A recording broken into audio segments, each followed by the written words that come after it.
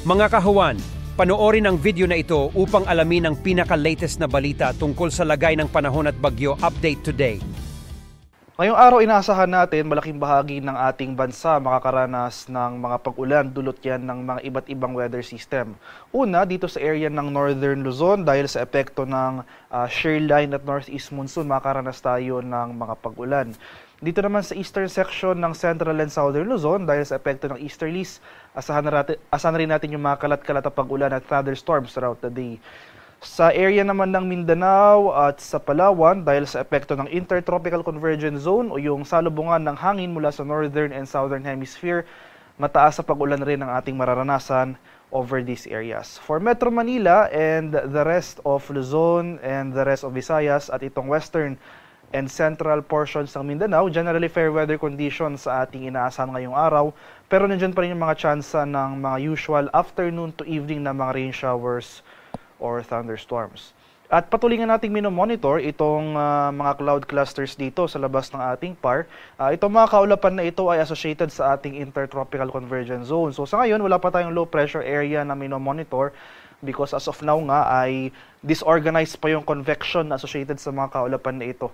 Pero patuloy yung ating monitoring sa area na ito dahil nga sa mga susunod na araw, base sa ating analysis, inaasahan natin na may posibleng mamuong low pressure area dito sa area na ito at posibleng pumasok at makaapekto ng ating bansa in the coming days. At yung ating latest heavy rainfall outlook, yung ating 24-hour rainfall forecast sa mga susunod na araw.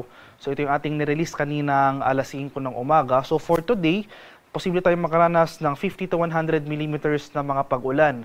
Moderate to heavy rains dito sa area ng Cagayan, Apayao at sa Isabela. So posible magpatuloy yung mga pag-ulan dito sa area ng Cagayan hanggang bukas, kaya sa mga lugar na ito, sa mga probinsya na ito, patuloy po tayong maging handa at alerto sa mga banta ng flooding at landslides dahil within the next 2 days ay malalakas pa rin at significant yung mga pag-ulan na ating mararanasan.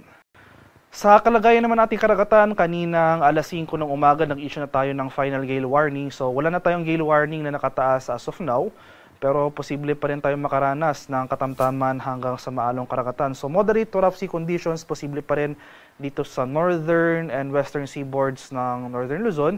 Kaya sa ating mga kababayang mangingisda at may mga maliliit na sasakyang pandagat over these areas, huwag po muna tayong pamalaot dahil posible pa rin yung moderate to rough sea conditions over these areas.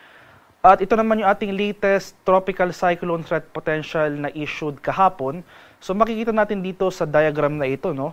So itong unang image sa taas, ibig sabihin nito posible po sa mga susunod na araw ay may low pressure area na eventually posibleng maging bagyo na posibleng makaapekto dito sa southern portion ng ating bansa, particular na sa may Visayas or southern Luzon. So as of now, wala pa tayong low pressure area currently na minomonitor since disorganized pa yung convection ng mga kaulapan associated sa ITCZ.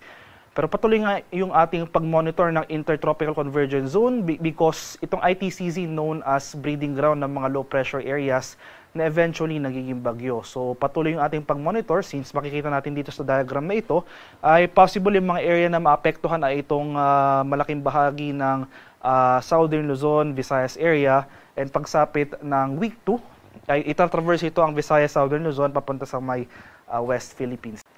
Para sa ating 4-day weather outlook o yung magiging lagay ng ating panahon sa mga susunod na araw, simula bukas, araw ng Linggo hanggang sa Lunes, dahil sa epekto ng shear line, asahan pa rin natin yung mga kaulapan at mga pag-ulan dito sa malaking bahagi ng Northern Luzon, particular dito sa mainland Cagayan Valley at itong northern portions ng Cordillera sa may mga lalawigan ng Apayao at Kalinga. Samantala, itong ITCZ, slightly mag-shift northward yung axis nito. So, posible na rin itong magdulot ng mga pag-ulan dito sa area ng Visayas, malaking bahagi ng Southern Luzon, so sa may Bicol region at Mimaropa, at magpapatuloy yung mga pag-ulan dito sa malaking bahagi ng Mindanao. So, patuloy ngayon ating pag-monitor dito sa area na naapektuhan ng ating ITCZ dahil sa mga susunod na araw, ay posibleng yung low pressure area na eventually posibleng maging bagyo, dito manggagaling sa ITCZ. Posible embedded ito or nakapaloob